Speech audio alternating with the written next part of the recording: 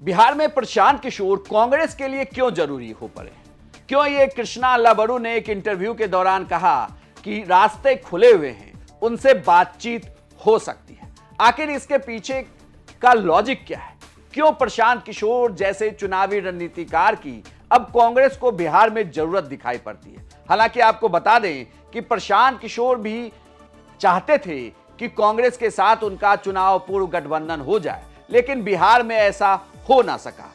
जनसुराज के एक top leader ने ऑफ द रिकॉर्ड यह बताया था कि कोशिश की जा रही थी कि कांग्रेस की बातचीत प्रशांत किशोर से हो जाए, यानी कि जनसुराज और कांग्रेस के बीच चुनाव पूर्व गठबंधन हो जाए, लेकिन यह हो ना सका। और उसके बाद जब पार्टी अलग अलग चुनाव लड़ी है, तो जहां कांग्रेस सिर्फ 6 सीटों पर सिमटी हुई है, वहीं प्रशांत किशोर की पार्टी तो एक भी सीट जीत नहीं पाई। प्रशांत किशोर की पार्टी सिर्फ 2 सीटों पर जमानत बचा पाई, 238 सीटों पर चुनाव लड़ा, 236 पर जमानत जब्त हुई, एक सीट पर ही उनका नेता दूसरे नंबर पर रहा। तो क्या यह माना जाए कि प्रशांत किशोर को भी अब कांग्रेस की उतनी ही जरूरत है जितनी कांग्रेस को प्रशांत किशोर की जरूरत है? दरअसल यह कहा जा रहा है कि बिहार की राजनीति में जो कांग्रेस का वोट बैंक रहा है, उसी वह वोट बैंक की तलाश प्रशांत किशोर भी कर रहे थे। यानी कि कांग्रेस के वोट बैंक के पैरेलल ही प्रशांत भी वोट बैंक अपना तैयार कर रहे थे। लगभग 16 लाख वोट प्रशांत किशोर को इस चुनाव में मिला है, बल्कि आप उसे 17 लाख कहिए, 16,77,500 कुछ मत प्रशांत किशोर की पार्टी जनसुराज को मिला है, जो लगभग कुल मतों का 3%, 3.25% के आसपास होता है। लेकिन बड़ी बात यह कि यहां से 5 साल की रणनीति में जातियों को साधने के लिए इन्हें जरूरत ऐसी पार्टी को भी होगी जिसके साथ अपना वोट बैंक हो, क्योंकि जब तक अपना वोट किसी पार्टी का जातीय आधारित वोट बैंक बिहार में जुटता नहीं दिखता, तब तक जीत की राह भी नहीं दिखती। जनसुराज के साथ भी यही हो रहा है और कांग्रेस के साथ जो उनका वोट बैंक था वह खिसकता नजर आ रहा है। वरिष्ठ पत्रकार अरुण पांडे ने इस पूरी बातचीत को समझाया है कि कैसे बिहार की राजनीति में अब प्रशांत कांग्रेस के लिए जरूरी हो चले हैं।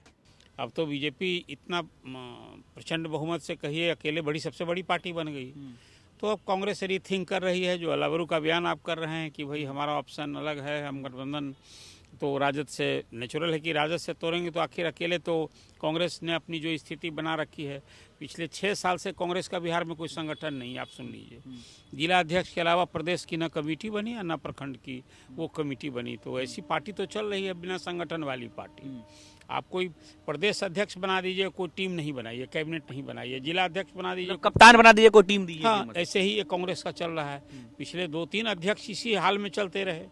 तो कुल मिला कर अब एक रिंग थी कि पहले कांग्रेस को अपने संगठन को मजबूत देना है, फिर यदि अकेले लड़ना है तो अकेले वो अभी ताकत नहीं है। आने वाला चुनाव होगा बिहार में, फिर जैसे पूरे देश भर में होगा, विधानसभा लोकसभा का परिसीमन होगा, नया अगला चुनाव होगा ही ना, तब उसके हिसाब से कांग्रेस चाहती है कि भाई अभी से तैयारी में जुट। अल्लाबरू का कुछ ध्येय उद्देश्य इसी उद्देश्य से था। इस बार बात सही है कि कांग्रेस की ओर से इस चुनाव में, जो 18वीं विधानसभा के चुनाव में, निश्चित रूप से राजद को थोड़ा आईना दिखाने का काम किया।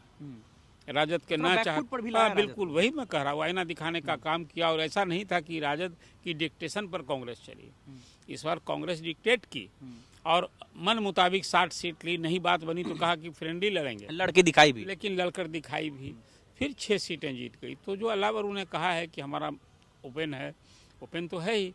अब रही बात कि उन्होंने जनसुराज की बात, जनसुराज एक अकेली पार्टी थी जो सभी 243 सीट की दावेदार थी, लड़ी, उसका खाता नहीं खुला। लेकिन प्रशांत किशोर बिहार में थर्ड फोर्स बनने के लिए कि एक और जहां एनडीए है, दूसरी ओर महागठबंधन था, तीसरा ऑप्शन लोगों को दिखा एक और पहचान बनाई, सीट भले न मिली हो। अब रही बात कि अभी प्रशांत किशोर कल ही वो 10 दिन से दिल्ली प्रवास में हैं और कल से वो फिर आ रहे हैं यहाँ। हार के कारणों की सभी तो जिला स्तर पर उनकी समीक्षा हो रही है। और जो मेरी जानकारी मिली कि प्रशांत किशोर 1.5 साल का वो कार्यक्रम बनाया। उन्होंने कहा कि हमारा संघर्ष का मुद्दा होगा, जो नीतीश कुमार ने चुनावी वायदे किए उसको पूरा कराना मेरा ध्येय और लक्ष्य होगा। कि जो उन्होंने कहा कि हम पलायन रोकेंगे, रोजी रोजगार की व्यवस्था करेंगे, 1 करोड़ लोगों को नौकरी और रोजगार 5 साल में देंगे। ये सारे मुद्दे को हम नीतीश कुमार को घेरेंगे। तो प्रशांत किशोर की अभी तो राह है खुद अपने को और मजबूत करना, लेकिन कल कौन देखा है, राजनीति तो संभावनाओं का खेल होता है। कुल मिलाकर देखा जाए तो प्रशांत किशोर और कांग्रेस इन दोनों को बिहार में एक दूसरे की जरूरत समझ आती है, लेकिन प्रशांत किशोर बार बार ये कह चुके हैं कि ना तो चुनाव पूर्व और ना ही चुनाव बाद किसी से गठबंधन करेंगे। लेकिन 2025 का चुनाव अब बीत गया है, तो क्या ये माना जाए यहां से प्रशांत एक नई राजनीति शुरू करेंगे और कांग्रेस भी प्रशांत किशोर का हाथ थामकर बिहार में आगे बढ़ेगी? इस खबर पर आपकी क्या राय है, हमें कमेंट बॉक्स में लिखकर बताएं और बिहार की तमाम खबरों के लिए आप देखते रहिए सिर्फ बिहार तक।